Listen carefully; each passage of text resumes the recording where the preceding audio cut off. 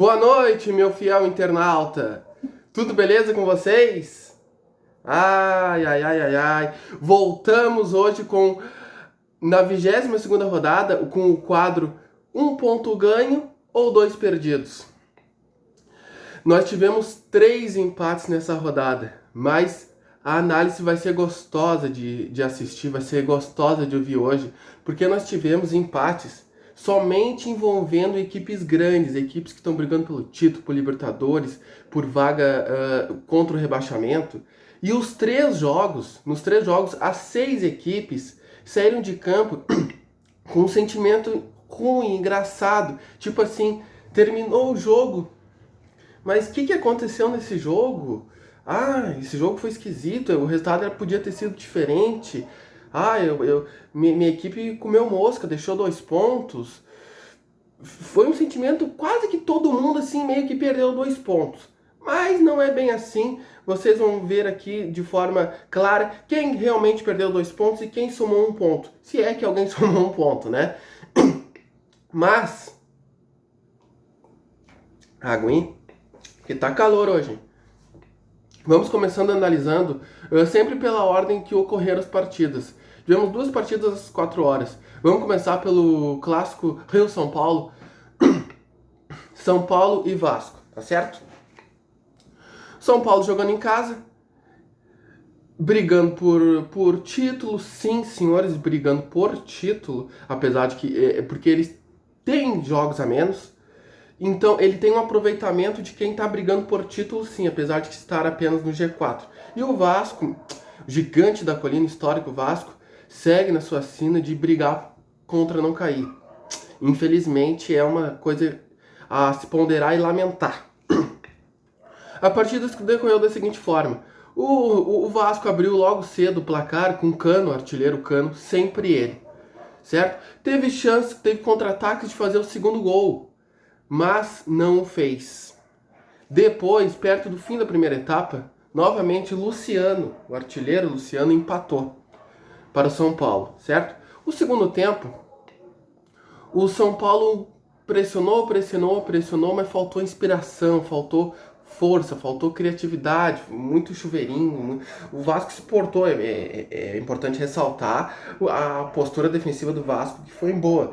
O Vasco se contentou com aquele empate e ficou numa situação de que vou buscar, quem sabe, um segundo gol numa bolinha de contra-ataque. Mas não conseguiu, assim como o São Paulo não conseguiu o segundo gol. Moral da história: São Paulo perdeu 2 pontos por jogar em casa, por estar brigando por estar brigando pelo título, por Libertadores, jogando em casa, perdeu 2 pontos, mesmo tendo saindo atrás. O Vasco somou 1 ponto, mesmo estando na zona de rebaixamento, somou 1 ponto jogou fora de casa contra uma outra grande equipe que está brigando lá em cima, somou 1 ponto que quem sabe pode fazer diferença lá na frente, na hora de fechar a conta contra o rebaixamento. Portanto, pior para o São Paulo, melhor para o Vasco. São Paulo perdeu 2 pontos, deixou 2 pontos em casa. Vasco somou 1 fora de casa, ok? O outro confronto que nós tivemos às 4 horas foi Atlético Mineiro, aliás, Ceará, porque era mandante da partida, e Atlético Mineiro, certo? Esse jogo, essa partida, foi uma situação que o Atlético Mineiro, mesmo jogando fora de casa contra o Ceará que vinha numa viés de alta, né? Ai, uma dorzinha nas costas. Vinha numa viés de alta. Mas tá numa situação de queda, muitas rodadas seguidas, derrotas, empates, não tá mais naquela situação confortável que eu até disse há um tempo atrás de que não ia ser rebaixado. Agora, eu até ainda creio que não, pode brigar por Sul-Americano e não vai cair, mas é importante ficar atento. Já o Atlético Mineiro, a situação era de que está brigando pelo título contra uma equipe que não é de sua... não se equipara em igual força, não tem jogadores de tão qualidade como a equipe do Galo, mesmo jogando fora de casa, tinha que vencer essa partida. Por quê? O histórico mostra, nos poucos anos recentes, desde a estreia dos pontos corridos em 2013 no Campeonato Brasileiro, em que o Ceará esteve na primeira divisão, na maioria das vezes a equipe que foi campeã foi lá e venceu o jogo contra o Ceará lá em Fortaleza mesmo. venceu a equipe, o alvinegro, o maior alvinegro do Nordeste, que é o Ceará, certo? O Atlético Mineiro não fez, a partida terminou 2-2, se decorreu da seguinte forma. O Atlético Mineiro começou bem, começou melhor, pressionando desde cedo, teve chance para abrir o marcador logo de cara, não fez. Logo a 28 minutos de partida, cruzamento de escanteio, uma cabeçada, Fernando Praz defendeu, o rebote voltou, você deve ter visto o gol, né? Um belo gol do Eduardo Sacha de bicicleta, puxeta, meia bicicleta, carrinho de mão, ancinho, aliás, ancinho não, né? Patins, foi uma bicicletinha, certo? Mas daí, veio a segunda etapa, logo em menos de 10 ou 15 minutos, o Ceará virou a partida.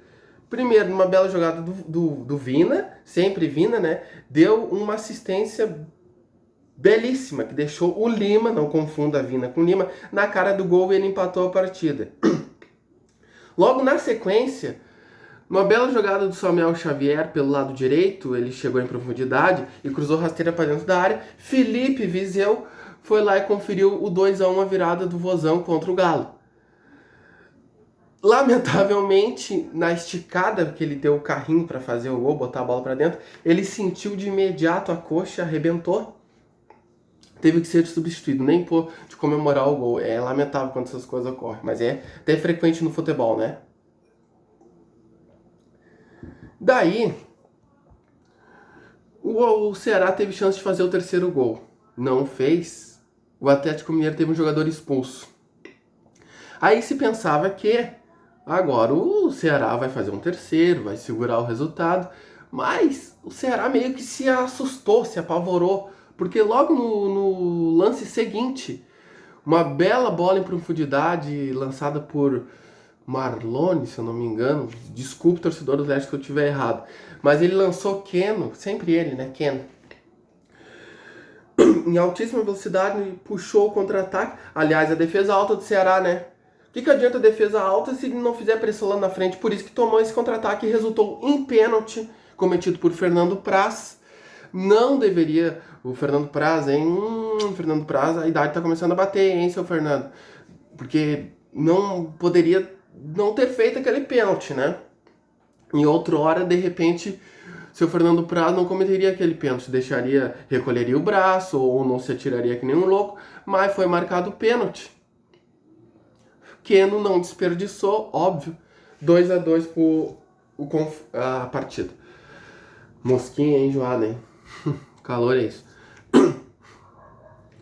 Daí, o final de partidos, desde os 30 minutos ali até o final da partida, foi um jogo engraçado. Aí todo mundo se abriu, se escancarou. O Ceará queria porque queria a vitória, o Atlético também.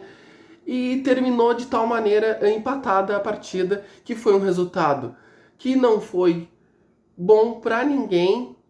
Não foi bom pra ninguém, mas eu citei antes que o Atlético deveria ter ganho, né?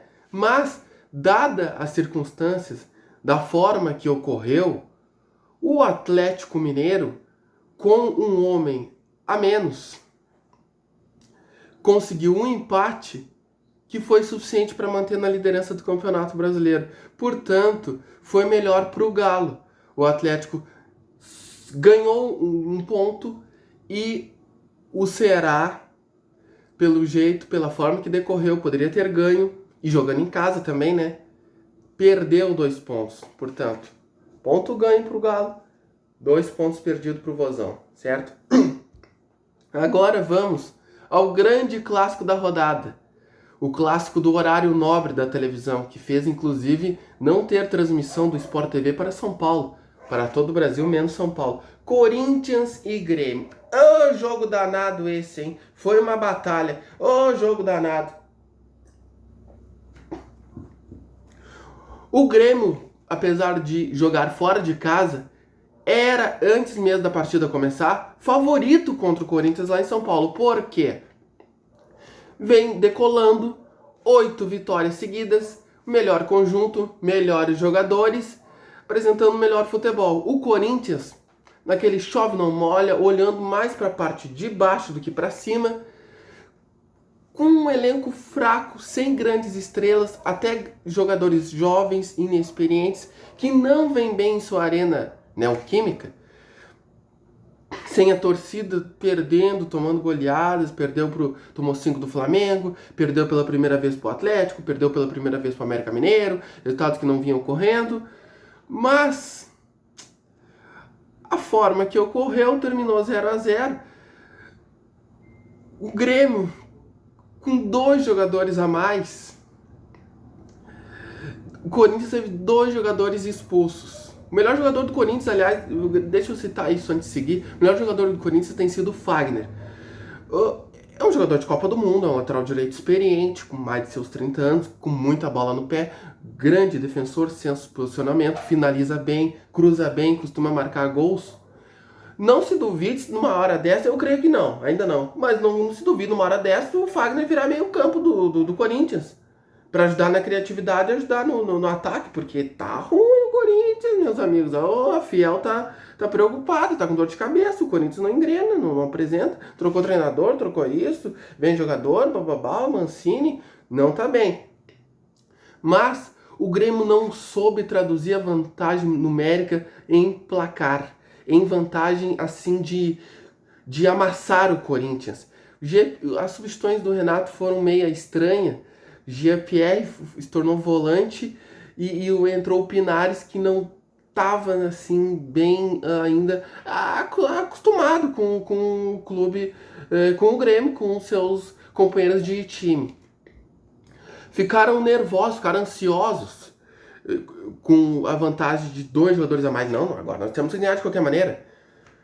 Diego Barbosa errou muito, exagerou, queria cruzar de tal maneira. Tá errado isso. Quando se joga com uma equipe contra 2 jogadores a mais, não adianta cruzar, porque daí tira vantagem, perde a vantagem que tem, aí facilita pro time que tá em inferioridade numérica em campo. Até em cruzamentos, faz a tabelinha ali pra ganhar, 2 contra 1 ali, aí abre mais caminho, não. Nos escanteios tentava cruzar lá pra dentro. Mas, incrivelmente, o lance mais bonito da partida foi do Corinthians. Com 2 jogadores a menos, o Fagner deu um chute com muita violência, muita potência. Mas o Vanderlei fez uma defesa daquelas de quando ele se aposentar, pôr no Blu-ray, pôr no DVD, para mostrar para os filhos e para os netos. Que salvou o Grêmio ali do fiasco. Salvou o Grêmio do vexame, de perder com 2 jogadores a menos. E o Grêmio não conseguiu a vitória, que iria colocar no G4 a 2 pontos do líder. Nessa situação, é mais do que claro que o Grêmio perdeu 2 pontos valiosíssimos, e o Corinthians, numa situação dessa, na batalha que foi a partida, tem muito o que comemorar esse 1 ponto somado. 2 pontos perdidos para o Grêmio, 1 ponto somado para o Corinthians. Foi assim que se decorreu esse jogo e os 3 empates da rodada que eu acabei de citar para vocês, meus amigos. Foi essa a análise de hoje. Mas eu quero que saibam que vai seguir esse tipo de análise. Eu tenho um vídeo já preparado aqui dentro da cabeça, de forma a fazer... Eu não vou citar nada, mas uma nova coisa que ainda não siga no canal. Seguem as minhas narrações. Você que está se inscrevendo, você que está chegando agora, muito obrigado. Se inscreve no canal, aliás, se inscreve no canal, seja inscrito, né? Mas manda pros amigos que não é inscrito, compartilha, dá o joinha, não esquece, dá aquela força. Comenta aqui o que achou dos comentários, se concorda, se discorda, se o narrador tá louco, se o comentarista tá equivocado, se esse empate foi melhor ou pior para tal equipe, mas comente. E prepare-se.